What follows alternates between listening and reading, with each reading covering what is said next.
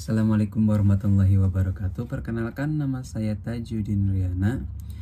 Nomor induk mahasiswa 0550099694, Prodi Pendidikan Teknologi. Judul video: pelajaran dari sejarah Pancasila bagi generasi muda, proses lahirnya Pancasila BPUPKI.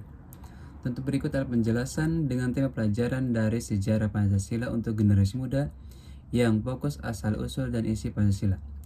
Pelajaran dari sejarah Pancasila bagi generasi muda, Pancasila sebagai fondasi negara dan pandangan hidup bangsa Indonesia bukan hanya warisan sejarah, tetapi juga pegangan moral dan arah bagi setiap orang, khususnya generasi muda. Proses kelahiran Pancasila, musyawarah dan mufakat. Pancasila lahir dari berbagai pemikiran, diskusi, dan musyawarah yang dilakukan oleh para pendahulu bangsa. Proses ini terjadi dalam sidang Badan Penyelidik Usaha-usaha dan Persiapan Kemerdekaan Indonesia BPUPKI yang didirikan pada 29 April 1145. Peristiwa penting yang menjadi fokus pidato Soekarno 1 Juni 1145, salah satu momen yang paling penting dalam sejarah pembentukan Pancasila adalah pidato Soekarno pada 1 Juni 1145 di tengah sidang BPUPKI. Pada hari itu, setelah mendengar berbagai usulan mengenai dasar negara, Soekarno mengenakan 5 prinsip yang ia beri nama Pancasila, yaitu kebangsaan Indonesia, internasionalisme atau perikemanusiaan, mufakat atau demokrasi, kesejahteraan sosial, ketuhanan yang berkebudayaan. Pidato ini memberikan sosial yang seimbang serta menggabungkan berbagai kelompok seperti kalangan nasionalis dan kelompok agama dan satu ideologi. Tanggal 1 Juni kemudian dikenal sebagai hari lahirnya Pancasila.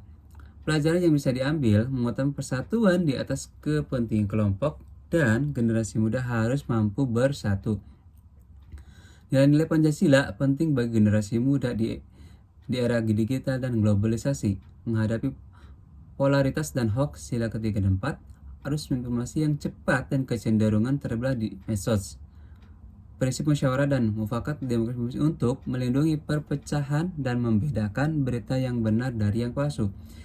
Etika digital dan komunikasi sila kedua, nilai komunikasi yang adil dan beradab mengharuskan generasi muda menggunakan teknologi dengan yang sopan. Integritas dan kesejahteraan sila kelima, prinsip keadilan sosial mendorong generasi muda untuk aktif berpartisipasi membangun masyarakat yang lebih adil dan seimbang. Mungkin itu saja yang dapat saya simpulkan. Kurang lebihnya mohon maaf apabila kata-kata kurang jelas. Mungkin itu saja. Wassalamualaikum warahmatullahi wabarakatuh.